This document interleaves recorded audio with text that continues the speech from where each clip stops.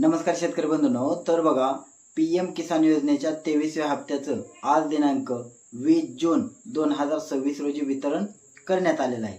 माननीय पंतप्रधान नरेंद्रजी मोदी यांच्या हस्ते पश्चिम बंगालमधून या कार्यक्रमाचं वितरण हे केलं गेलेलं आहे।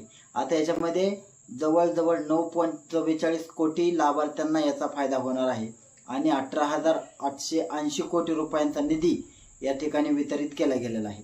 आता बऱ्याच शेतकऱ्यांना हे पैसे हे जे काय मेसेज आहेत ते 2000चे यायला सुरुवात देखील झालेली आहे।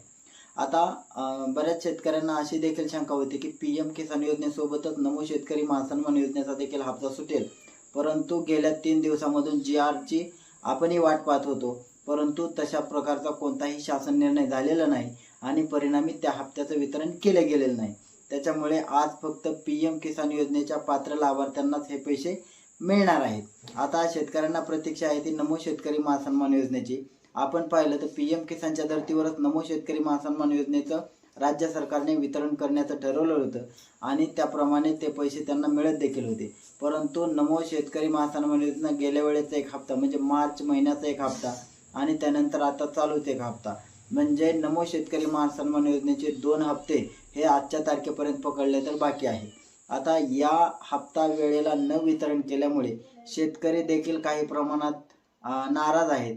त्याच्यामुळे शेतकऱ्यांना प्रतीक्षा आहे की नमो शेतकरी महासन्मान योजनेचा हप्ता नेमका पडणार कधी, परंतु बघा सोबत हप्ता आले नाहीत म्हणजे साधारणतः 1 जुलैला हा कृषी दिन आहे आणि या कृषी दिनाच्या मुहूर्तावरच नमो शेतकरी महासन्मान योजनेचा हप्त्याचं वितरण केलं जाण्याची दाट शक्यता आहे। त्याच्यामुळे याच कृषी दिनामध्ये या ठिकाणी आपण पाहिलं तर बऱ्याच व्यक्तींचा कृषी क्षेत्रात नाविन्यपूर्ण काम केलेल्या व्यक्तींचा पुरस्कार देखील त्यांना भेटणार आहेत आणि याच अशा कृषी दिनाच्या मुहूर्तावरच नमो शेतकरी महासन्मान योजनेच्या हप्त्याचं वितरण केलं जाण्याची दाट शक्यता आहे। आता अधिकृत असे अपडेट सध्या तरी नाही, परंतु कृषी दिनाच्या मुहूर्तावर आता याच्यामध्ये 2 हप्ते सोडतात का 1 हप्ते सोडतात हे देखील पाहणं एक महत्त्वाचा असा विषय आहे।